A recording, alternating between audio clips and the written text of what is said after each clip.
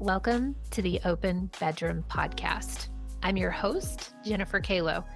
Welcome to conversations about open relationships, online dating, and creating relationship dynamics that truly align for you. I would say the secret to staying juicy is moving your body, right? The less you move your body, the less juicy you will be. Okay. Because the body is created for movement. And when we say movement, you see a lot of people dancing, but you can't get off the couch and start dancing, right? It's like a gradual process. Hey guys, welcome back to the Open Bedroom Podcast. I'm your host, Jennifer Kalo, and today I am joined by Cordelia Gaffar. She is the ultimate joy goddess who helps emotionally exhausted women consider pleasure as a possibility so that they can enjoy multi-orgasmic living. She is also a globally sought-after movement facilitator, 4 times best-selling author of 8 books, including America's Leading Ladies with Oprah Winfrey. Today, we're talking about multi-orgasmic living. Cordelia, you want to introduce yourself a little bit more and we'll jump into this topic. Yes. So you're probably wondering, what is multi-orgasmic living? Mm-hmm. And it's like a term that I created. I love to create words. And so I am fabulously 51 and the mother of 6 children. And I, over the past, 20 years, like starting in 2004, I started homeschooling my children. And so through all that, the first thing I noticed was I need to nurture myself. And what does that mean? What do I require? So learning my requirements helped me to stay very embodied. You know how sometimes women will lose themselves, right? Especially homeschooling moms, they'll lose themselves to their children and to all those things. But by focusing on my nutrition and my body's needs for sex and for pleasure, I've been able to, I'm still super juicy, So those are like the highlights of what multi-orgasmic living produces. Okay, I'm already really excited about this. So before we hit record, we were talking about that both of us have podcasts and both of our audiences skew older and men. And I was talking about my gray hair that you guys know I've been growing out for 9 months now. And I had no idea you were older than me. You look so young. I would have thought you were 30. Thank you. 51. Holy shit. Okay. Almost 52. Almost 52. And so, okay, I want to dig in more to this then. I've had a couple episodes lately about menopause, and a lot of my listeners, either, the husbands of partners that are going through menopause and they're trying to figure out, how do I be supportive? The women that are about to go through or are going through. And one of the biggest fears that we have is dryness and lack of luster. And am I going to look the same and feel the same and want the same? And so, will you tell us more about this? Obviously eating well, and what's the secret to staying juicy, and what really happens to our bodies as we get older? I would say the secret to staying juicy is moving your body, right? The less you move your body, the less juicy you will be. Okay. Because the body is created for movement, and it's so simple. And when we say movement, you see a lot of people dancing, but you can't get off the couch and start dancing, right? It's like a gradual process. And creating a practice throughout your day, right? So the name of my business is Workout Around My Day. I DBA as my own name now, but the philosophy originally was 5 times a day, right? Before breakfast, right before lunch, midday, right before dinner, and right before bed. Just having a practice of moving the part of the body that is giving you the most resistance. And, and the resistance is like we will hold our emotions, we'll hold our frustration in our joints. Usually for women, it's our wrist and our elbows, right? So just making sure that you're giving some life to those. And where we really hold our abandonment and lack of emotional support is, in our hips and our thighs. And what do we do most of the day? We sit down. So you have to get up and wiggle yourself, just a little bit. Remember that song, Wiggle It, just a little bit. So you got to wiggle it just a little bit throughout the day. And then nutritionally, so I have a background in sports nutrition, and I also I didn't complete the certification, and I'll talk more about the way, because I'm going to mention a lot of programs that I was in, but I didn't complete the certification. I'll talk about that choice later. But for a year, I was in a holistic healing program that again focused on nutrition. And what I've learned is when you choose foods that are good for your body type, that also keeps you juicy, right?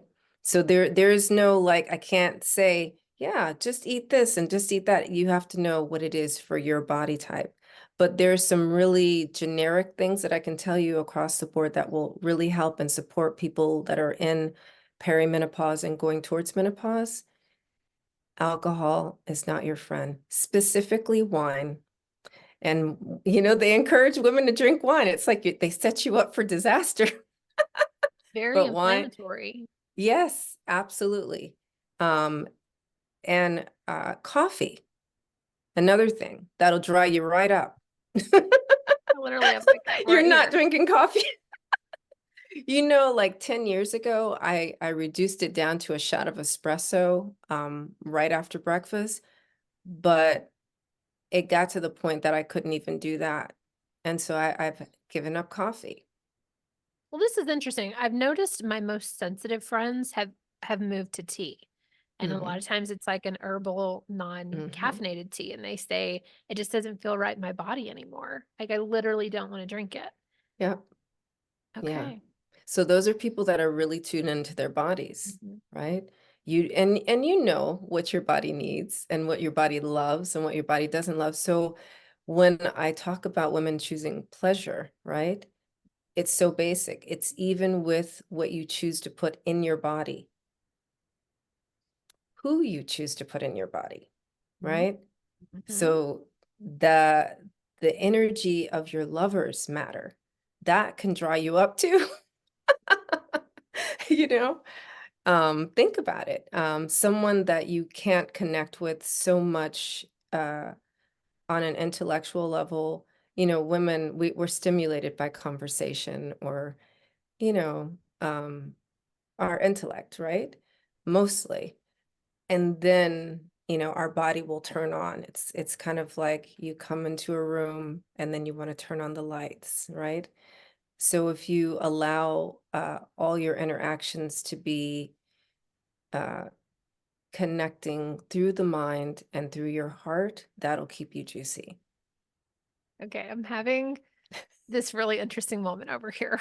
So I'm currently watching Bridgerton, which is Oh. fucking fabulous. If y'all have never watched it, I first watched it and I was like, ew, like I don't like this whole entitled vibe, rich people, like, ugh. And I got invited to a book club. I'm like, I am officially like a middle-aged lady. I got invited to a book club. And I was like, yes, I will go. And then I went to this book club and they were all 20. So I'm the oldest one at the book club. It's super cute. And they were like, let's do a period piece. Do you guys want to do Outlander or do you want to do Bridgerton? And we were talking about the violence in Outlander, and we were like, let's maybe try Mm. Scandalous because they had just moved from an erotica series. So I was like, this feels like a natural next step is Bridgerton. There's a lot of Right. sex in it. So we Yes. moved to Bridgerton and I'm reading the book and I'm also like, ooh, I know that it's on Netflix. So I should watch that again. And it's very steamy and very patriarchal and very like, we know what's best for you, little ladies. And being married is the most ultimate thing. You have to be married. And then the other part that's really hilarious is these women don't know anything about sex. So the very first, I think I'm in like the second episode, and they're like, how is a baby made? How's a baby made? And then like one person's like, well, it's if you eat cake, right? Because they're trying to keep you skinny. And the Right. other, because they don't want a baby. These are like, young girls trying to figure out how do I not make a baby? And the other one said, well, it's love. When you love someone, you make a baby. So the lead characters are trying to figure out like, are we the match? Are we supposed to be together? And the men are having all the fun. The men are fucking anything that's walking, like they are living their best life. And they're, sheltering these women. So if I come back to today, like that versus where we are now, what you're talking about is being demisexual, being sapiosexual, being like, I have to have a connection with you in Hmm. order to feel juicy. And if Hmm. we think about, the 1700s versus 2024, which is where we're at right now, if you're listening to this in the future, you'll know what year we're in. Um, I love this evolution. I love this like raising of the vibration of like not only empowerment, but yes to our own pleasure. And then yes, even more to diving in and figuring out what is it that makes it, what does juicy feel like? If you don't even Yeah. know what juicy feels like, one of the scenes, I think it's in this third episode of Bridgerton, he encourages Daphne to touch herself and continue to touch herself until she feels waves of pleasure and an explosion. I'm paraphrasing, it's something to that effect. So if you're feeling like Daphne Bridgerton and you're listening to this and you don't know what juicy feels like, touch yourself. Yes. Cordelia, what do you Yes. think? I totally agree with that. Like actually the last chapter of my book, Detached Love, I give you the introduction to touching yourself. So, really throughout the day, and we always think go straight to the genitals. You have like a whole body. All of your skin is just keep touching and find, the places that really turn you on. And you can use, one finger, two fingers, your whole hand. But just get to know yourself, caress your inner thigh, caress your kneecaps. You'll be surprised the places that will make you juicy. So, yeah, definitely explore. And I say, for all the sex toys that exist, begin with your own hands, you know, because there are enzymes on your fingers that they increase connection to your heart and really, bring out things sensitivities that you didn't know were there. What I noticed when so I went to Tantra school in 2022. And that was what we had to do. We had to do self-mastery first, right? And so that first 4 months, I didn't even realize how many places in my body I was numb. Mm, you know and I thought, here I am, mother of 6 children. I was married for 20 years and clearly had lots of sex, but not a lot of self-pleasure, right? mhm. um so that was probably the best part of getting a divorce, is I really created a practice of self-pleasure, and I rediscovered my body, and I rediscovered um things that I didn't even know that I liked. So, Yummy. That is super yummy. I love the practice of body mapping, which is what essentially you're saying. You just take your fingers, take your fingertips, take your scratchy nails. I love to use nails, especially if you don't have a lot of sensation, and just mhm, feel your body. Um, I did want to go back to our conversation a few minutes ago about feeling actually being aligned with your partner, because I keep thinking in my head as you're talking, I'm like, this is a podcast. It's called The Open Bedroom, and we talk about sex, but most of my listeners are in the open community. They're in the E&M lifestyle, ethically non-monogamous, and we're going to have various partners. And I know I have personally been guilty of being with people that didn't really make me juicy, or it took quite a while to figure that mm, out, or you take one for the team with your partner, or you just want to have sex and get off, and then you're laying there and you're like, this feels really empty. Can you talk a little bit more about, how do you know if you have that connection with another person, or is it immediately there? Is it something that you do nurture? Like, at what point, how do you know? Yeah, that's a really good question. So I know like in this day and age, we really like that immediate satisfaction, right? But you cannot skip the negotiation process. You just can't, right? So you can test things out and, have an initial meeting, have some conversation, talk about touch. Begin with something so simple. Again, touch hands, right? See what you feel when you're touching each other's hands and explore with different, ways of touching hands, intermingling the fingers, on the fingertips, and explore a little bit, but then also understand the limits. So it's like, okay, like this time, for our first meeting, let's just, get acquainted with our bodies and, touch hands, touch, maybe upper body or whatever is less sensational for you, right?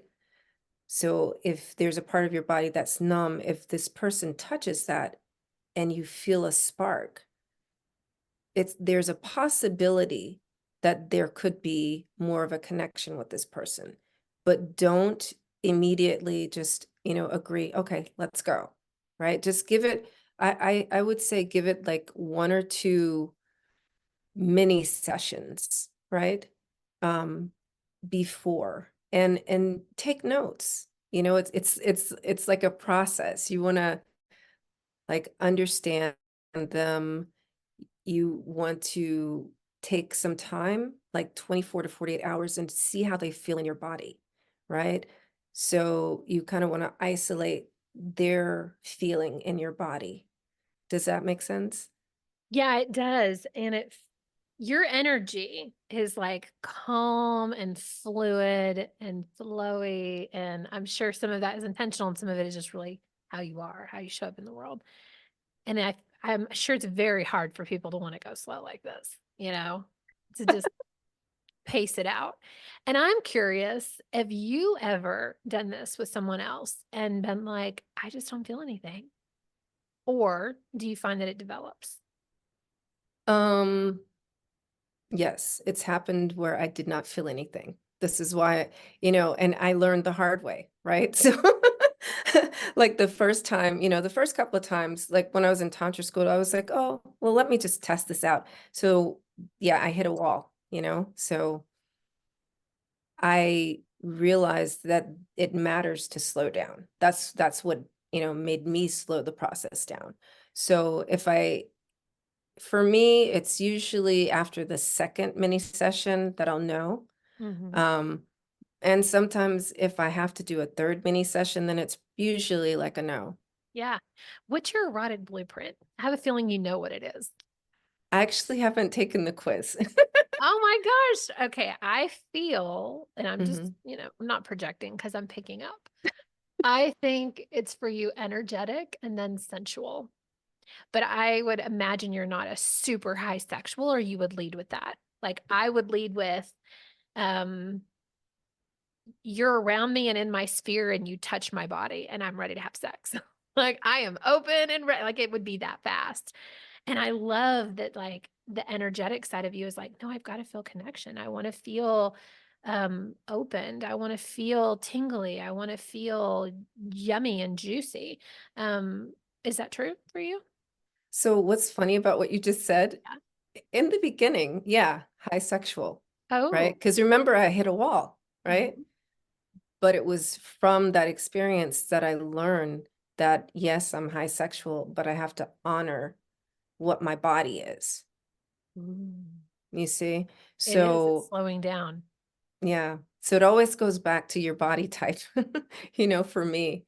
Um, like whether it's like with food or with sex or with any other choice, exercise choices, you know? Okay, tell us more about this whole body type thing. Is this like a Buddhist thing? Like a what is it, your dharma? I don't even know if that's the right word. Like tell us I about don't know body if that's the types. right word. I don't So know.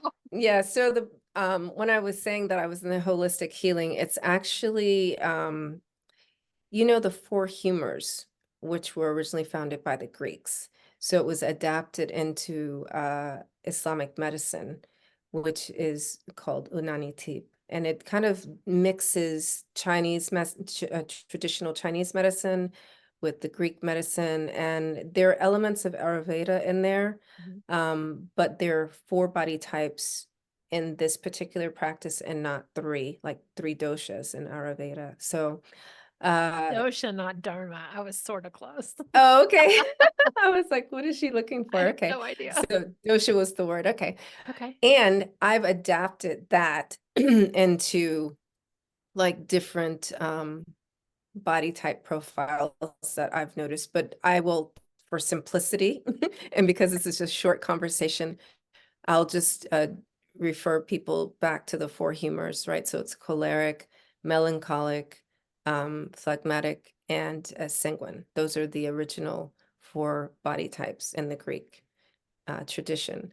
So, and what I've noticed is that they do also seem to have a sexual blueprint in there. I didn't even think about it until you said that earlier, but Mhm. they kind of do, right? So if you tend to be choleric, like you are probably choleric, I would say, hot, and you, right?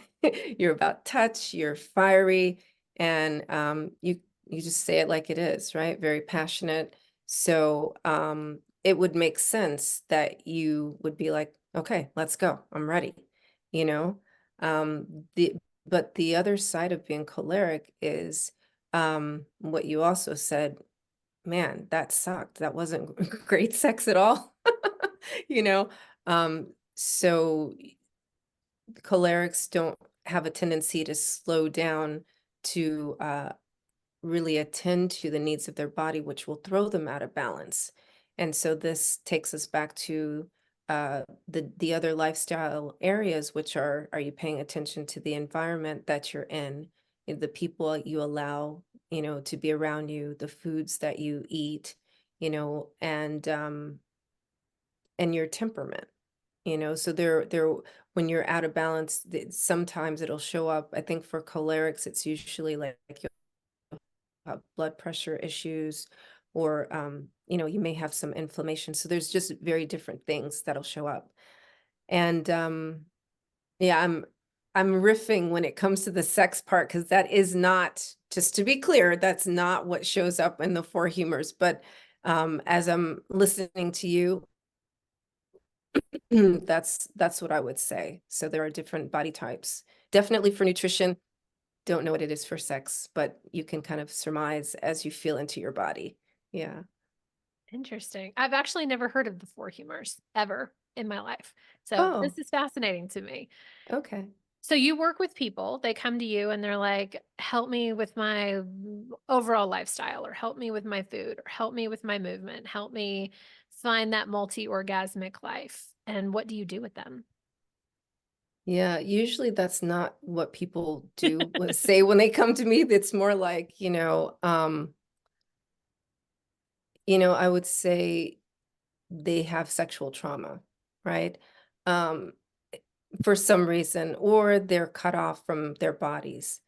Like they have no sensation, or they have no desire, kind of like asexual.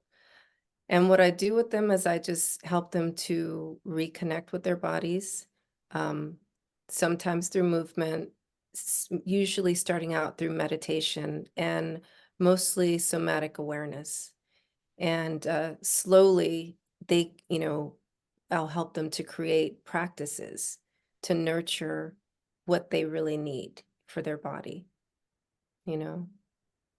Awesome. So I'm always about the nurturing. When you really learn how to nurture yourself and your desires and your body, then it'll be natural for you to emanate that with your lovers, and with the people that you really pull in the people that you require to be in your life, and you'll pull out the things you require from those people in your life, you know? So that's what I help people with. I know it's so individual, like I can't even blanket saying, oh, I do this, this, and this, because, you know, for one person, we might be heavy on the somatics, on someone else, we might be heavy on the nutrition. So it really depends. Yeah. Okay, cool. Let's take it back up to a 30,000-foot view then.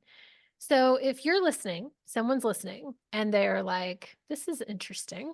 I don't understand all of it, but I think this is interesting. I find myself to be a bit numb. Like, I don't know what feels aligned. I don't know what feels juicy, for men that are listening, whatever that means for you, like your parts are tingling, Um, I'm with people, maybe I have partners or my wife or husband, and I don't really feel anything in my relationship anymore. I just feel numb and dead inside. What would you recommend? I would recommend a conversation with your partner, you know, um, find out is like, where did it end? You know, what needs to be uh, reignited in your relationship? You know, take a moment and look into each other's eyes. Can you look into each other's eyes? What happens when you look into each other's eyes? Um, and that may be an indication of, you know, sometimes people there's a natural end to a relationship. You don't feel the need to stay in a relationship. You know, like I said earlier, I was married for 20 years and I got a divorce.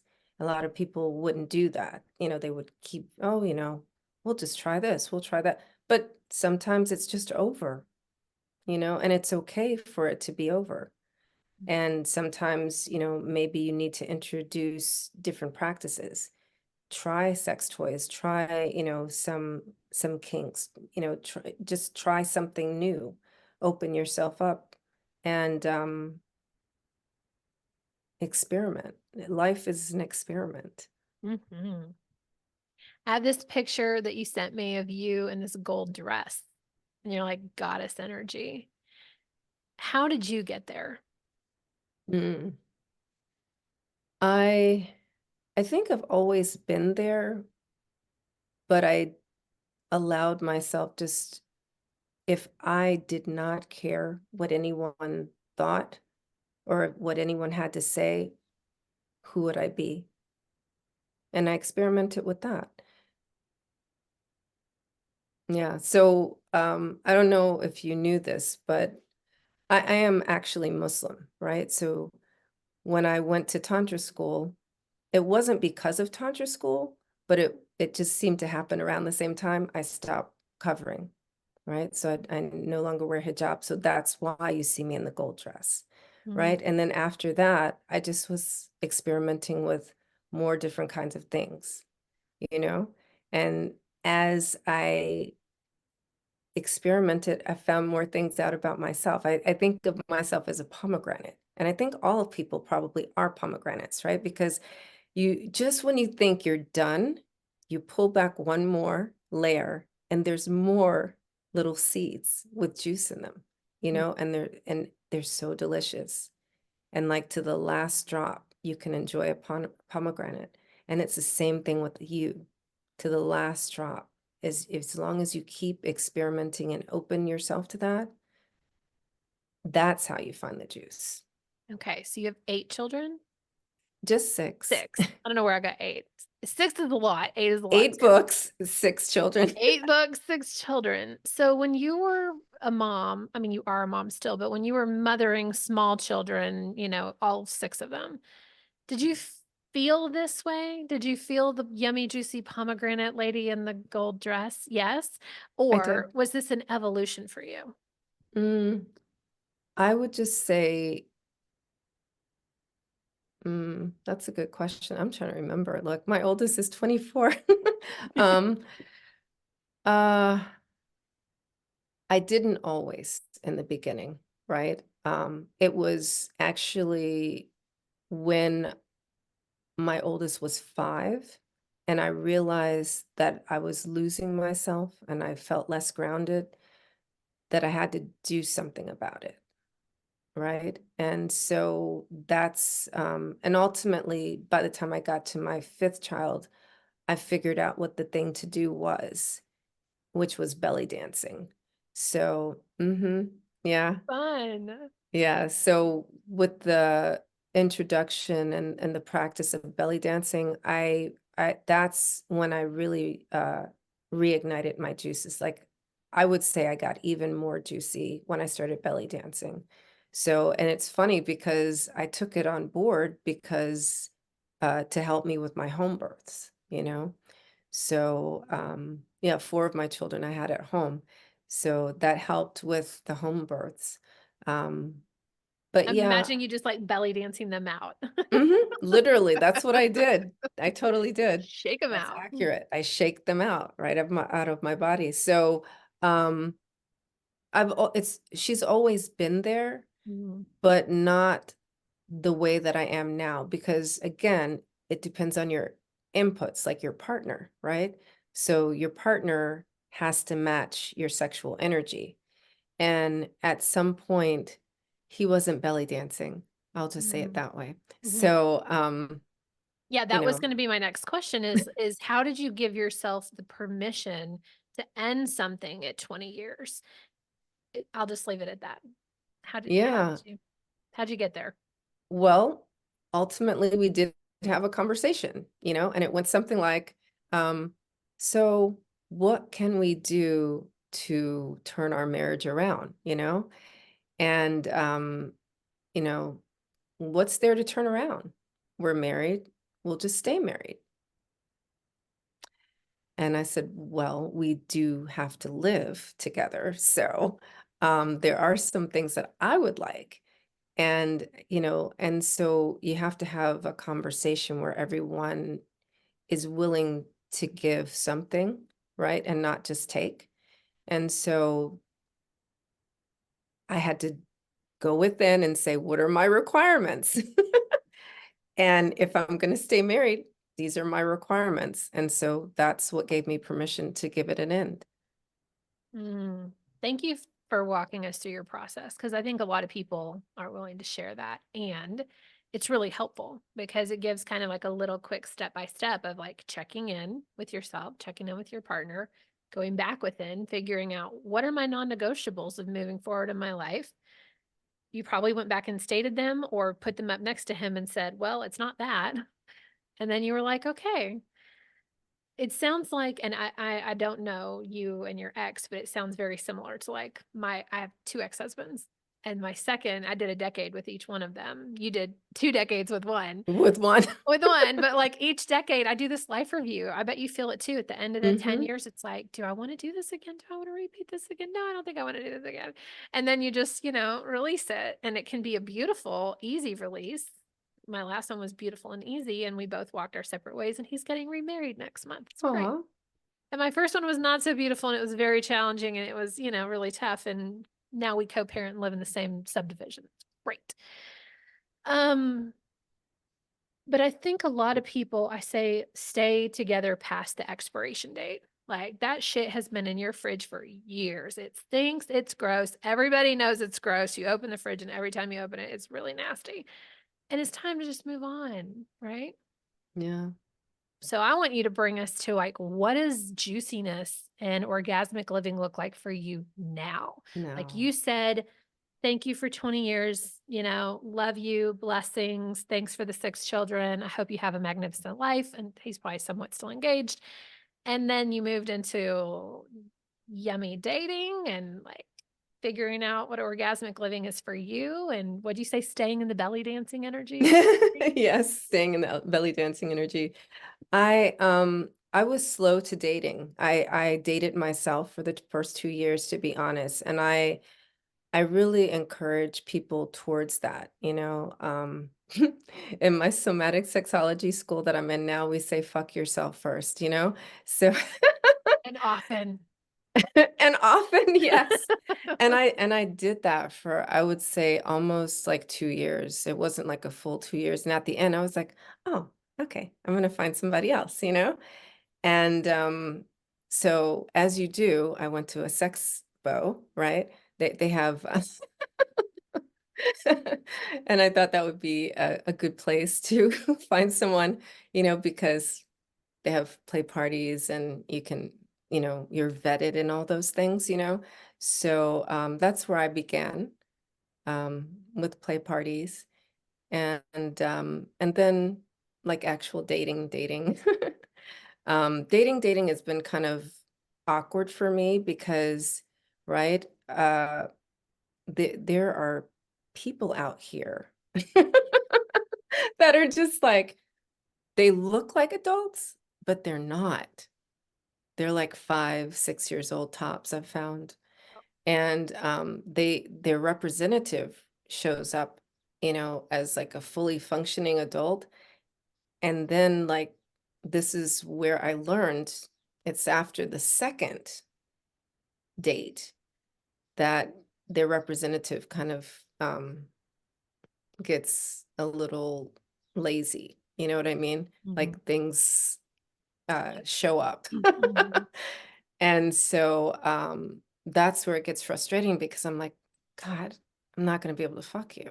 Like this isn't going to work. Better to know sooner than later, though, right? When you're Yeah. laying there like, oh God, this is not a great idea and not a good experience, right? Yeah. Yeah. Yeah. For us, it's been really so I haven't necessarily found like the 5-year-old people. I've have a pretty decent community of open relationship people to choose from. So you already know you're going to get like a little higher than the regular vanilla folk. But it's that being able to work through conflict, that shit is rare. Yeah. Rare. That and emotional intimacy, Mm-hmm. connecting deeply, even through stuff that's hard. So instead, what we find are people for our, only date women and we only date them together. And so it's like a very specific dynamic. And so I'm like looking for bisexual women that like me, that also are attracted to Scott. So when we do find people, the first night is always amazing, amazing, mind-blowing. We had one night where there were over 100 orgasms that night between me and Oh, this other wow. woman. There were so many orgasms. Like Scott was insatiable and we were insatiable. It was so fucking yummy. And then you make plans like, oh my God, we should do this frequently and often and put it on the calendar and do a reoccurring meeting planner. That's me. Right. Every Yes. other Saturday can have visitation, please. And then it disintegrates. It's like, oh wow, like that was a lot of work. And like to be with a couple must be like I just am imagining this is what they're thinking. And like, oh, it's so much easier to like so it's for me, like to make it 1 year with a third is huge. And it has been emotionally hard, on everybody to move through things that are uncomfortable and to set new boundaries. And then boundaries get moved. And then it's like, cool, all right, how are we going to deal with this? And like, okay.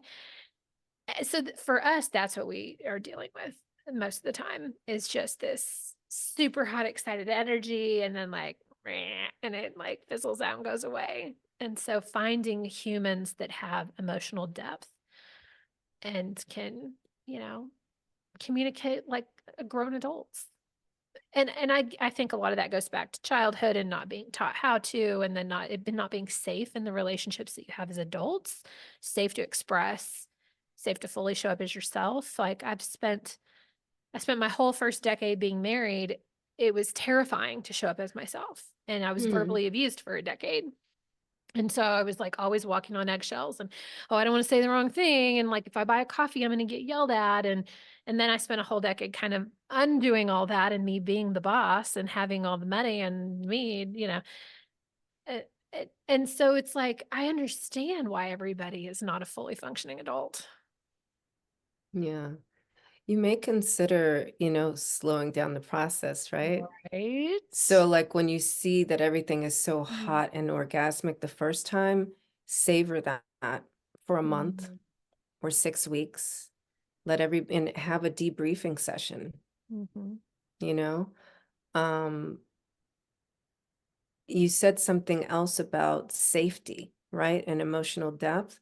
This is what I'm learning more, I would say in my somatic class, than I did in Tantra school, is about creating safe connection, the resourcing to feel safe in your body, and deeply connecting with your partner. So it's a much slower process.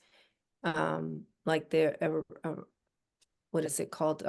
Aerosomatic touch it's kind of like what I was saying earlier, touch the hands and then the body or whatever. So, before that first sexual encounter, just have a touching session, it's almost like muscle testing. Are you familiar with that? Yeah.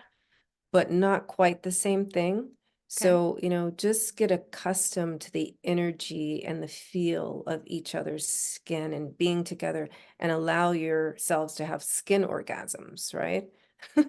And then, and make that mental connection, wait 2 weeks, and then do like the real thing, have your actual sexual exploration, and then wait like another 6 weeks, decompress, and have a debriefing session in the meantime before the next sexual, adventure.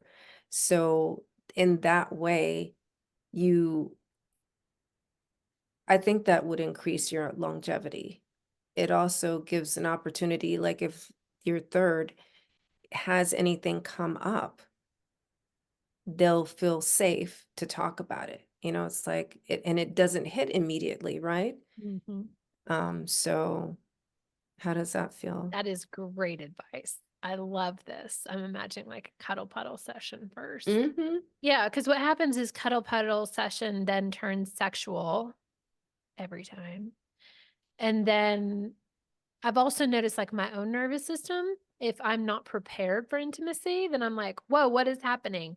Another thing I've noticed is with women, especially, I'm like extra careful. And I'm extra like, are you sure this is what you want? Like, I need three verbal consents and you have to blink Yes. twice. Like, do you want this? Because I feel like as women, we've been pressured into sex so often, so many times throughout our lives for millennia, that I want a full fuck yes when I'm going to sleep with someone. And it's very different when there's a man involved.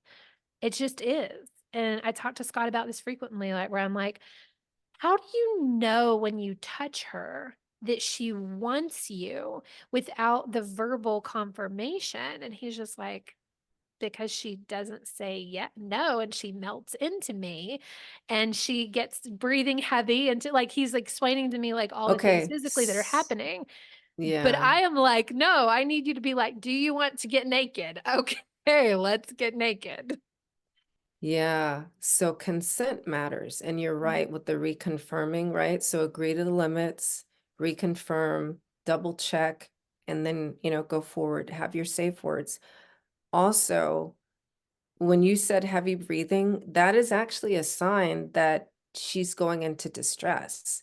You shouldn't, you shouldn't be, I mean, okay, so the breath will um, be faster, but it should always be in sync with your partner.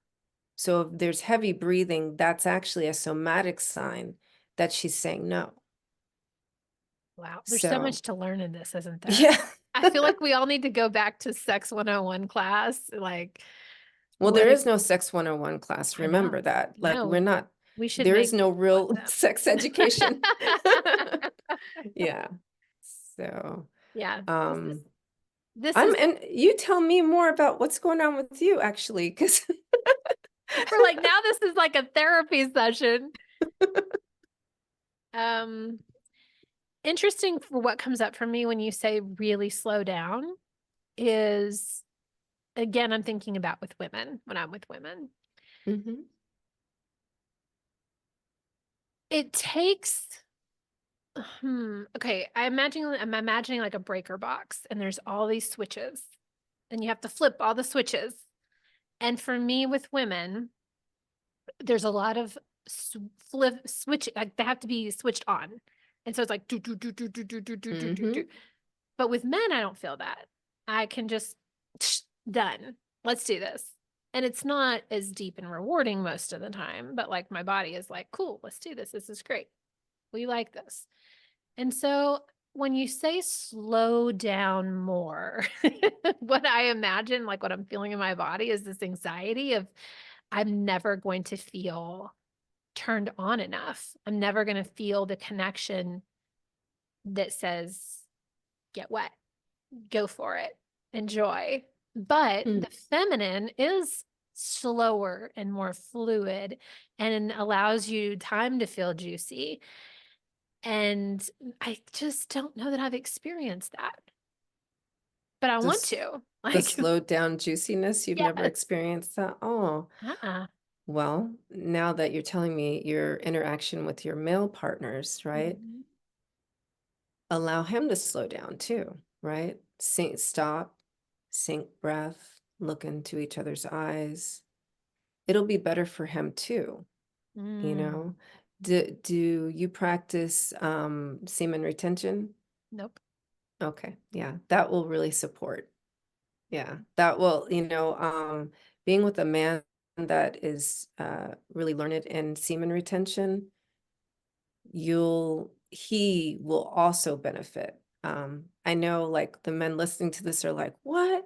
I gotta, I got a nut. You believe me, you'll have a way better nut if you keep your semen in. Um, I can't quite describe how to do that in this short period of time, but Yeah. you know, basically, if you imagine that just when you are about to come, right?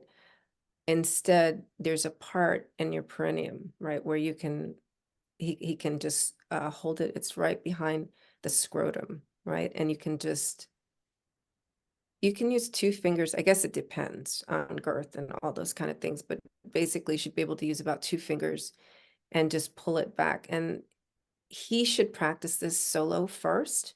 Mhm. But you can help him practice it um, to physically stop it. And then once he gets really good at it, he'll be able to stop it on his own, right? So he'll be able to eventually just keep it. Hang on one second. YouTube just started playing. That was random. Did you hear that? Or was it Mm-mm. just playing through my speakers? Okay.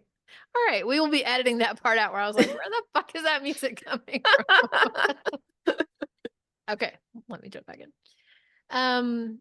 Well, that sounds really yummy, especially for our men that are listening that are like, ooh, how can I make it better? And I want to say one thing about slowing down that we have been practicing, and that's okay, you watch porn and they're like, bam, bam, bam, bam, let me fuck you really hard.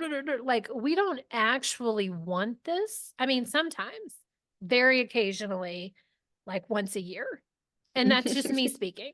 Do I want you to ram me really hard like this? And I'll tell you, fuck me Mhm. really hard. Pull Yeah. my hair, bite my neck, Yes. whatever, Yes. right? All those things. And we have been practicing with super slow lovemaking Hmm.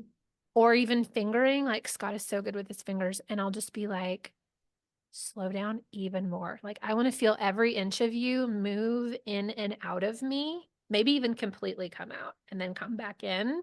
And I can just orgasm just from him moving slowly in and out. So I feel like I'm beginning a tantra practice. Like, I'm beginning to learn more about energy and slowing down and movement, and that it doesn't have to be like porn, because we should remember that that's all fake.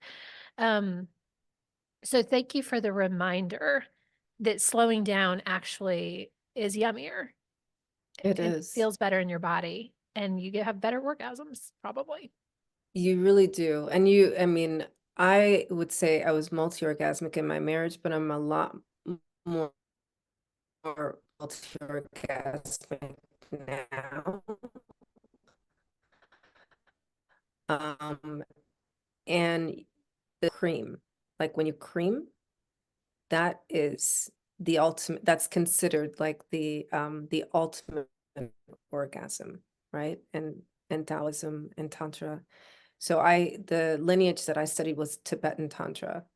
And I was in that school, that institute for it's a 2-year program. Mhm. But I did not complete it because, again, it was there were some practices that didn't really align with my values. And so that's why I ended up in somatic sexology school, which more, aligns with my values. And everybody finds their things. But of course, in this conversation, some of the things I have shared were from, Tantra. Some of the things I'm sharing are from somatic sexology.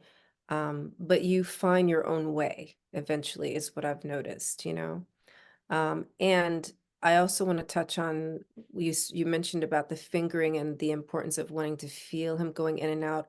There's actually a reflexology of the lingam and of the yoni.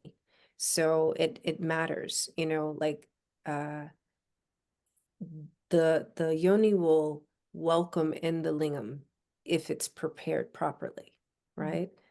So like what you were saying before, where it's just like, oh, I'm not ready, Mhm. because there are 3 gates, so you have to first uh, knock and ask for entry. And this is even for you and another woman, right? It's the Mhm. same thing. Um, and maybe something to consider is to begin with the woman without Scott in the room so that you create your safe container and then you welcome into the lingam into it. You know what I mean?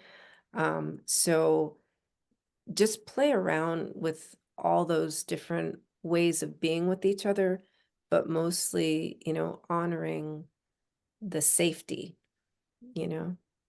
Yeah. Yes. So good. Okay, let's wrap this up. I'm sure our listeners are like, I don't know what the fuck this is, but I need more of this in my life. And where can people find you? Tell us about your podcast. Do you have any programs or anything that people need to know about? Yes. So you can find everything about me at my website, cordeliagaffar.com. There you get access to, well, you'll learn about the intro to the art of intimacy.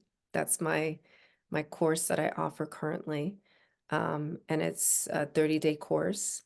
And we literally, for every day, there's a different intimacy practice, beginning with yourself and then with your partner. But 6 days a week, the practices are for yourself, with yourself. My podcast is called The Free to Be Show, and that's everywhere where the podcast stream. And what else? Oh, I have a YouTube channel also, and the playlist is called Ginger, right? To spice things up. So that's a pretty fun playlist. Yeah. Awesome. Well, we will put all these links below. Before you guys get off of whatever platform you're watching right now, I want you to stop and follow and make sure that you're listening to this podcast as well. Like, your voice is so calm and grounding. Like, sometimes it's fun to just turn it on just so I can hear you talk. I'm like, I need to ground a little bit lower today. I'm running way too high. But it's beautifully done, and you've got lots of great guests on there. So you guys make sure that you stop and go follow her podcast too. All right. Thank you, ma'am. Thank you for joining us. It was a fun conversation today. Thank you for having me on. Thank you for listening to the Open Bedroom Podcast. If you enjoyed today's episode, go ahead and give us a like and click subscribe below and stay up to date on all the new episodes that we release. If you have a topic that you'd really like more information on, leave us a comment below and we'll see what we can do. Feel free to share this podcast with all of your friends and especially your partners. This is a great way to open up some amazing conversations. We'll see you next week. Hey there. Did you know that I do online coaching? Yes, I do online coaching in the sex and relationship space. Some of the topics that are near and dear to my heart are open relationships. So that includes polyamory, swinging, or what we call the lifestyle.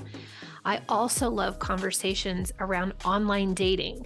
We're talking Bumble, Tinder, Field, and more. And then the last thing that is really passionate and close to my heart is conscious uncoupling. So if any of these topics sound interesting to you and you'd love to get some coaching from me, check out the link in the show notes or the link in my bio for more information on coaching with Jen.